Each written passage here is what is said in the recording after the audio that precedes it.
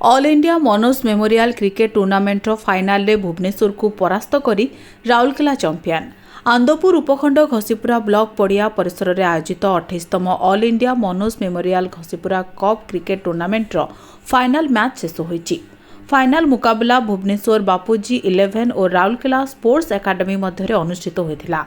भुवनेश्वर प्रथमे बैटिंग करी निर्धारित 20 ओवर रे 5 विकेट हराई 235 रन संग्रह करथिला।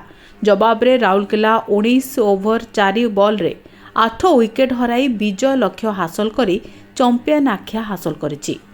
आयोजित फाइनाल मैच रे जिला बीजेपी पूर्वतन सभापति अंशुमान सबुज महांत वर्मा एवं आंदपुर एसडीपीओ अतिथि भावे जोगदे खेलाड़ी को उत्साहित करिसेंति।